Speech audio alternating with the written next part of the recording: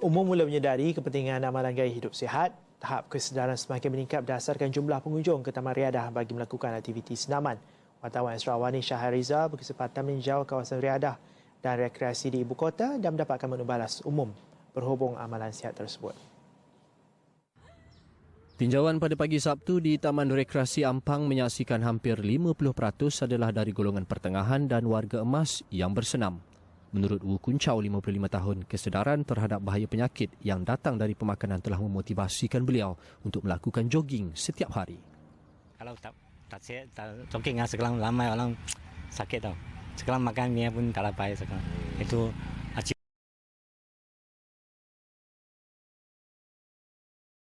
masalah antaranya adalah kurang peka kepentingan gaya hidup sihat, keduanya kadar kesihatan, ketiga kadar obesiti, keempat keadaan persekitaran.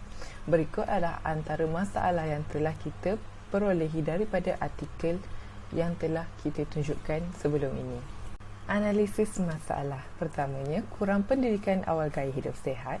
Kedua, kurang bersenam. Ketiga, diet seharian yang tidak seimbang. Keempat, keadaan persekitaran. Kelima, tidur tidak mencukupi. Berikut adalah antara masalah-masalah yang telah kita analisis.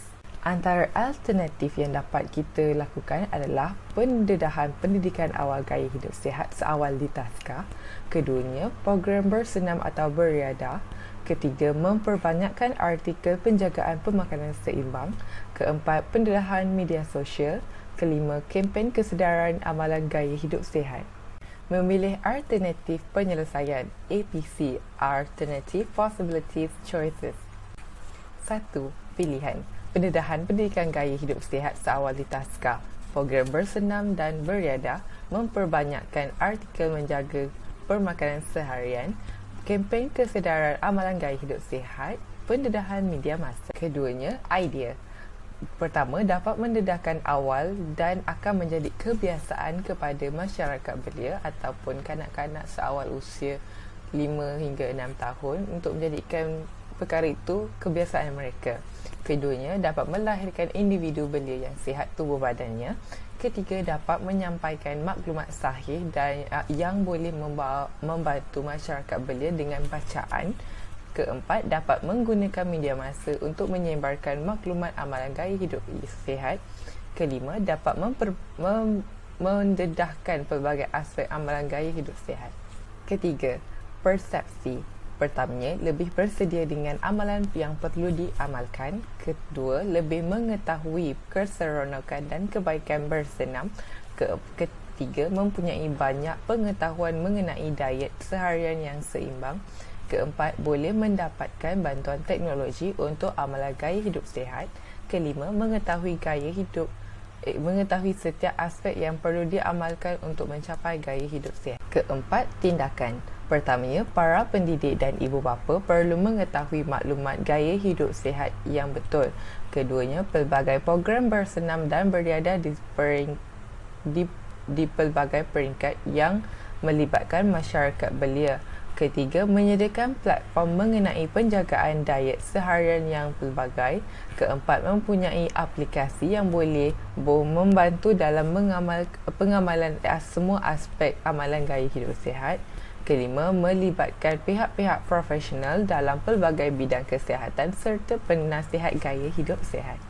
Kelima, penyelesaian. Pertamanya, pendedahan kepada para pendidik dan ibu bapa mengenai pemakanan seimbang kanak-kanak.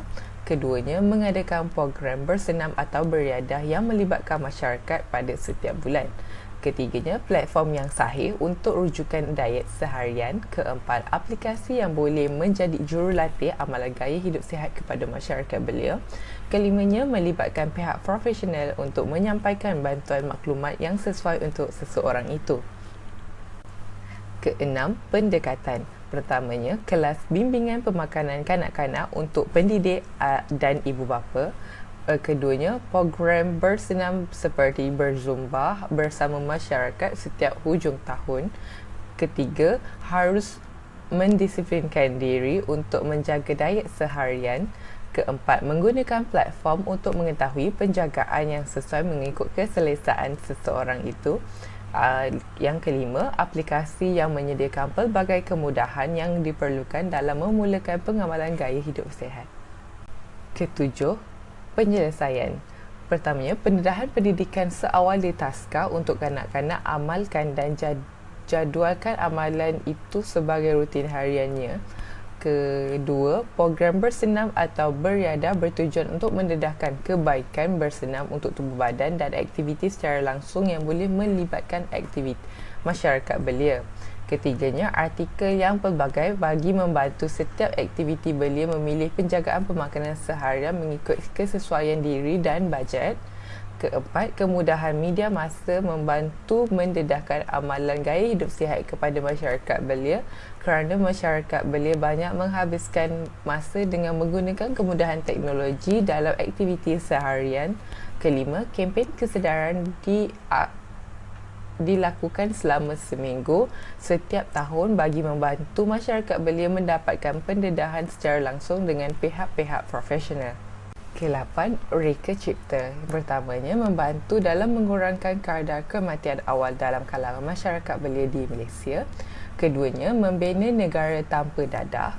Ketiga, mengawal peratusan masyarakat belia yang mengalami masalah obesiti. Keempat, melahirkan generasi baharu yang cerdas dan cergas. Kelima, mengurangkan kadar masyarakat belia yang berpotensi mengalami penyakit-penyakit kronik.